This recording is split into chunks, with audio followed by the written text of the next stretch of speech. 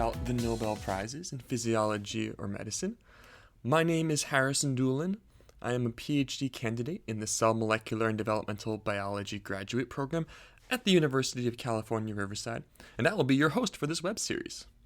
So the purpose of this series is to trace key advancements made in the biological and medical sciences over the past 120 years or so, using the Nobel Prizes in Physiology or Medicine as a guide. Every career has its highest prize, and the highest prize for a scientist is the Nobel Prize. It is the most prestigious award a scientist can receive, and it marks discoveries that have made a profound impact on our understanding of human biology and ability to treat diseases. Today, we will be examining the second Nobel Prize in Physiology or Medicine, which was awarded to Sir Ronald Ross. The Nobel Committee chose to give Ross the award, quote, for his work on malaria, by which he has shown how it enters the organism and thereby has laid the foundation for successful research on this disease and methods of combating it, unquote. We will be talking a bit about malaria disease, the work Ross did to prove mosquitoes spread malaria, and at the end we'll talk about modern methods to control mosquito populations, including the use of genetically modified mosquitoes. So first, a little bit about Ross, the second recipient of the Nobel Prize in Physiology or Medicine. Ronald Ross was born in 1857 to British parents in India. His father was a general in the British Army, and Ross spent the early years of his life in India before returning to England for his education. He became a member of the Royal Society of Surgeons and then in 1881 returned to India as a member of the Indian Medical Service. Now, while in India, he carried out his duties for the authorities as a medical doctor, but he also became very interested in malaria. It was in India that he would carry out his research addressing how malaria is transmitted from person to person. Now let's talk for a minute about malaria disease. Descriptions of malaria can be found from ancient times, and the ancient Greeks in particular documented cases that bear the characteristic marks of malaria. The disease itself is caused by parasitic infection, and there are 5 species of parasites that cause malaria, but they all belong to the same genus Plasmodium. So for those of you who might not be as familiar with scientific notation for species and genus, so genus is the classification right above species, and we often list species and genus together. So for Homo sapiens, humans, right?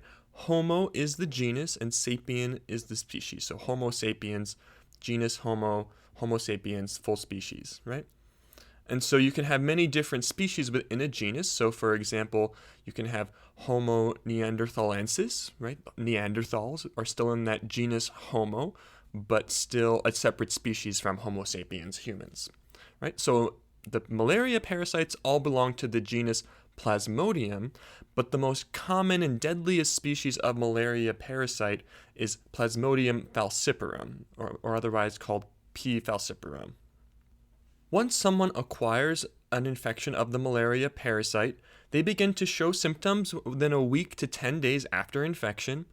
After some early flu-like symptoms of headache, fever, tiredness, the infected individual enters daily cycles of chills followed by fever. And they'll go through several of these cycles, and there's also typically a swelling of their spleen that accompanies this. Without treatment, the condition of the individual can gradually worsen, and serious disease can set in, which includes stroke, organ failure, and can eventually result in death. Now, malaria was a global problem even back in Ronald Ross's day. The disease was and is found in hot, wet regions. Principally, it's found in the tropics, so Africa and Asia, though also in Europe and the Americas. It was noticed back in ancient times that the disease predominated in these hot, marshy places, and people believed that malaria was caused by the bad air of the bogs. So the name malaria itself is derived from the Italian phrase meaning spoiled air. However, by the mid to late 1800s, around Ross's time, great discoveries were taking place in the fields of microbiology that were shaping how people thought about malaria. 2 of the biggest figures of the time were Robert Koch in Germany and Louis Pasteur in France.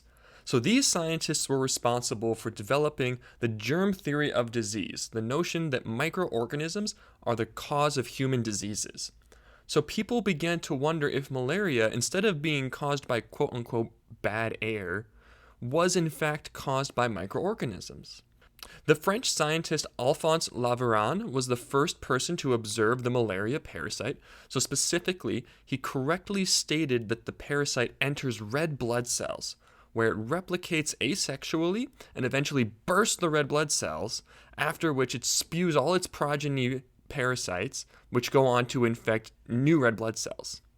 Laveran's discovery was historic, and it was the first identification of a parasite in the blood, and he would eventually go on to win a Nobel Prize himself for that discovery.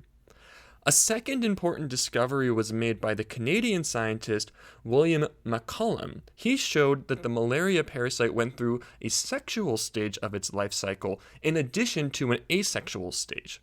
So looking in the microscope, McCollum observed some of the parasites growing flagella and becoming motile.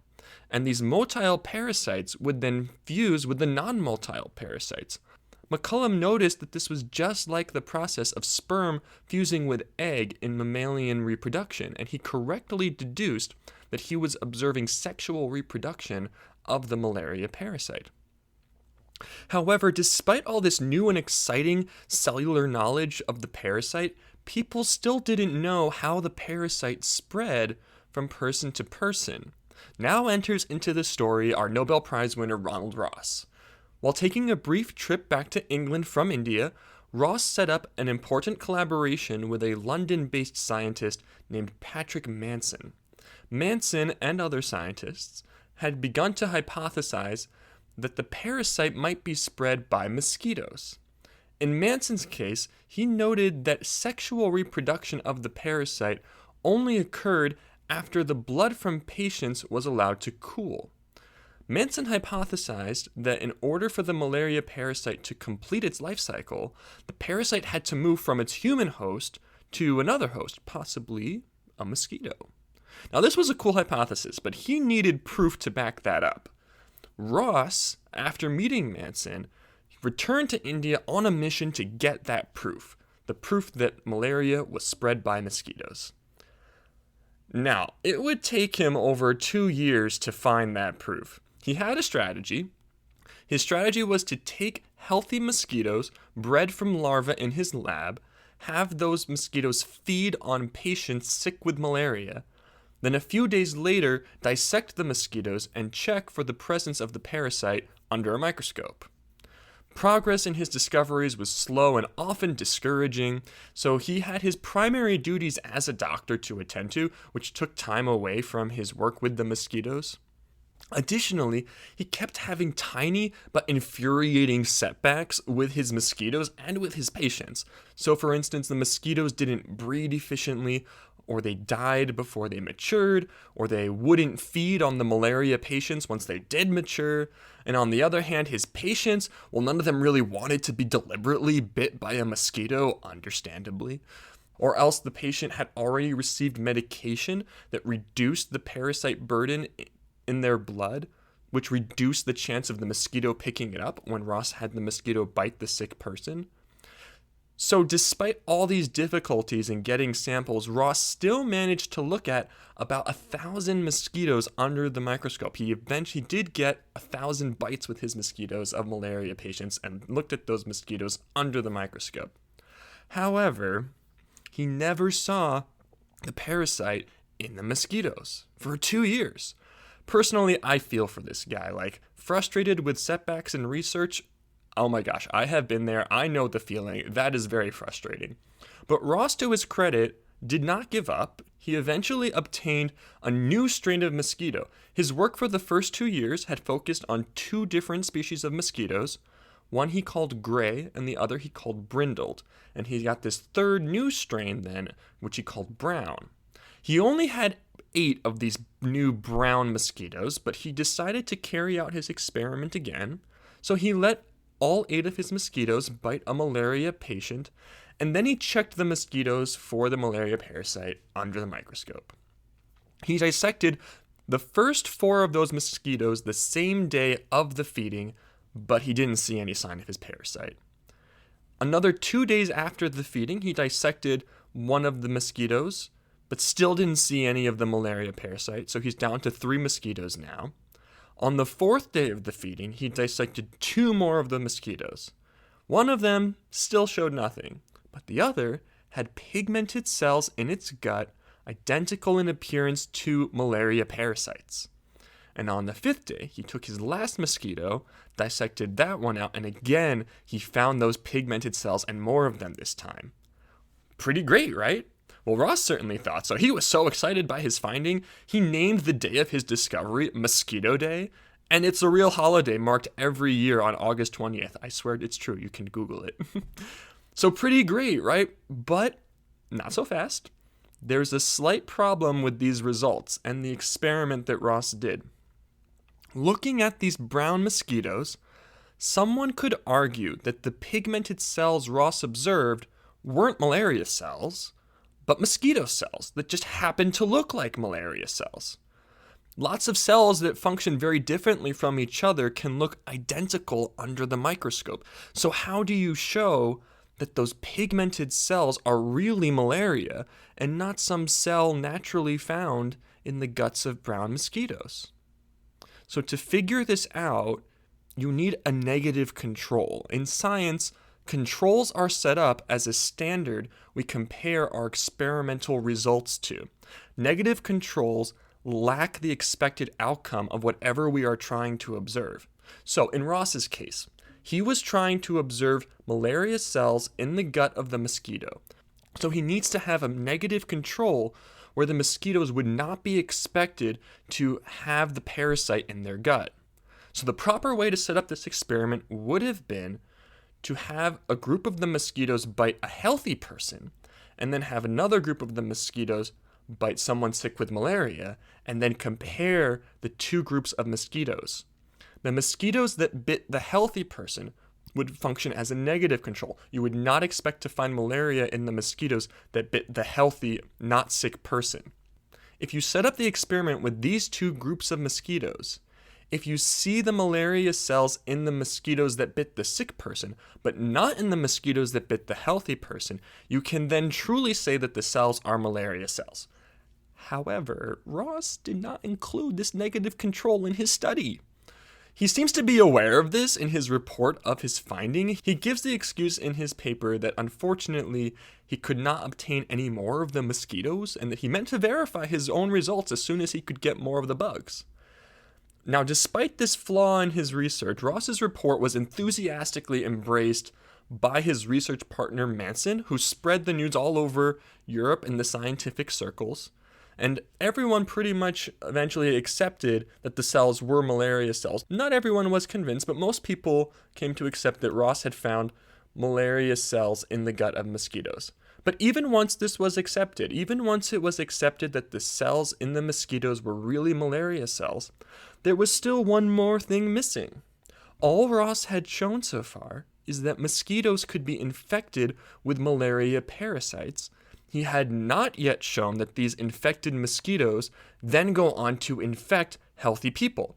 In other words, he hadn't shown yet that the mosquitoes transmit malaria. He hadn't closed that loop yet of the transmission cycle.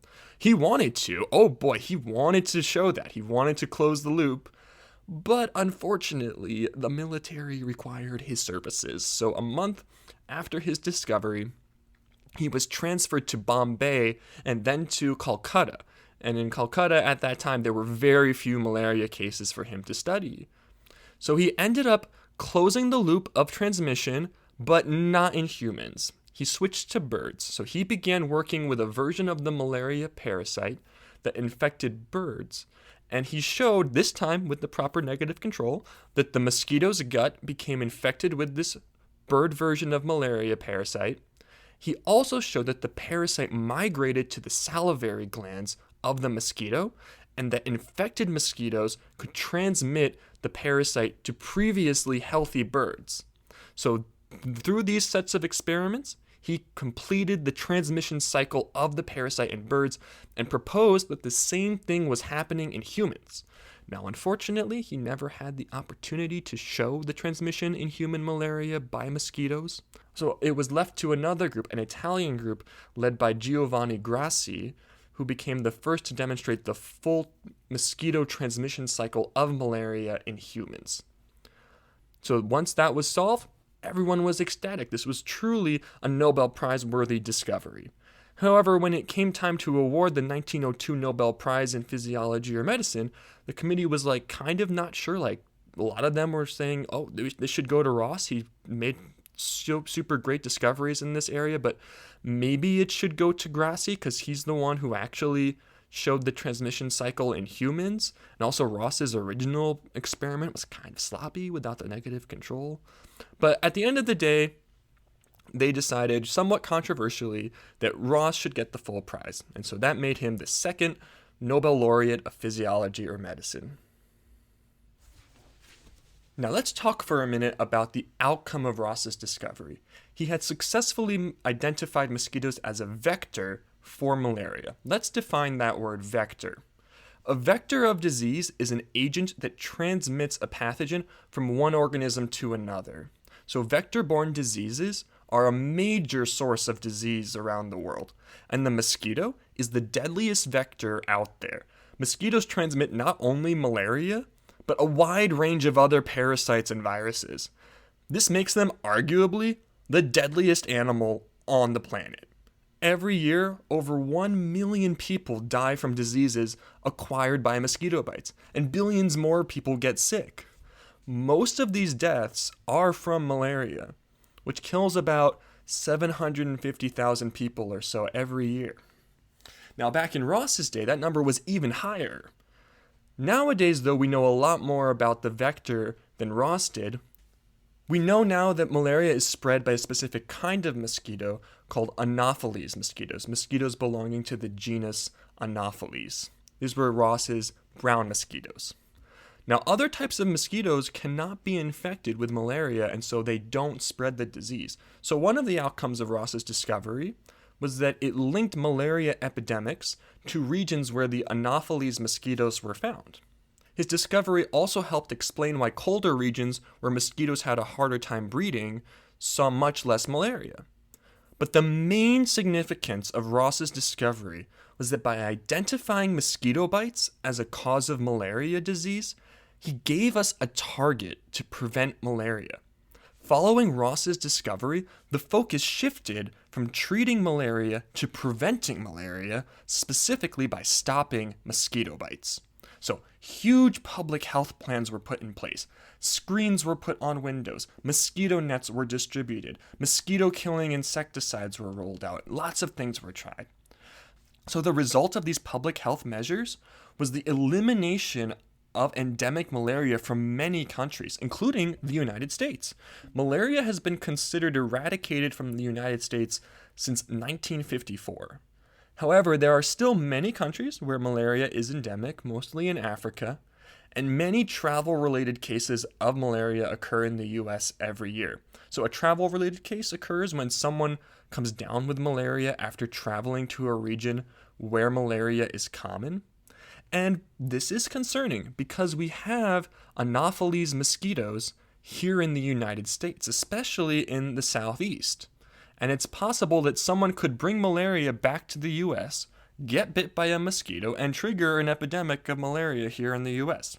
That's a possibility. And because of that possibility, US scientists closely track cases of malaria, both imported cases and those around the globe, and they're researching new ways of controlling both the malaria parasite and its mosquito vector. So let's talk for a minute about one of these mosquito controlling strategies. One of the really cool developments of the last 20 years are genetically modified mosquitoes for controlling mosquito populations. Recently, a UK-based company called Oxitec got approval to release 750 million genetically modified mosquitoes in the Florida Keys. So I'm going to break down a little bit of the biology, particularly the molecular biology behind how these mosquitoes work. So the mosquitoes are all going to be male. So none of the genetically modified mosquitoes will bite humans. Only the female mosquitoes bite humans. Now, these modified male mosquitoes will all contain what we call a conditionally lethal embryonic gene that has been inserted into the mosquito. Let's break down that phrase, conditionally lethal embryonic gene. So a gene, right, you've probably heard the word gene before. It's a bit of DNA that codes for something, usually a protein. So a conditional gene is a gene that's only expressed under certain conditions. A conditionally lethal gene is a toxic gene that is expressed only under certain conditions. In the case of these mosquitoes, they are given an antidote in the lab that suppresses the lethal gene product. So the gene is only expressed when the antidote is absent. The absence of the antidote is the right condition for the gene to be expressed. It's like a little switch. An embryonic gene, as the name implies, means it is expressed in the embryonic stage of the organism. So these mosquitoes express a toxic gene only when they're larvae, so not when they're adults, and only in the absence of an antidote. So once these adult male mosquitoes are released into the Florida Keys, they can go find and mate with females in the wild. All of the offspring that female gives birth to will inherit that toxic gene from the male. Since the antidote to the toxic gene is not present in the wild, all the offspring that female gives birth to will express the toxic gene and die before they reach adulthood and have a chance to breed. So Oxitec has already done several trials with their genetically modified mosquitoes in Brazil, and the result was an 85% reduction in mosquito populations. Pretty cool, right? This is a really cool genetic trick to control mosquito populations. Now, the trial that will be happening in the US next year will be to control a specific invasive species of mosquito called Aedes aegypti, which is a vector for many deadly viruses, but not malaria. However, the use of genetically modified mosquitoes to control the Anopheles mosquitoes that carry malaria could become standard someday in the not too distant future. So keep an ear out for any news on that. So this concludes the second episode of Notable Nobels. This episode was recorded on August 26th, 2020. I want to thank Digital Mind Productions for providing the music. So this week, we talked about the discovery that malaria parasite is transmitted by mosquitoes, but what about the discovery of the parasite itself? How did we figure out that malaria disease is caused by a parasitic infection? Well, that discovery was worth its own Nobel Prize, and that will be the topic for the next episode of Notable Nobels. Thank you so much for listening. I'll see you then.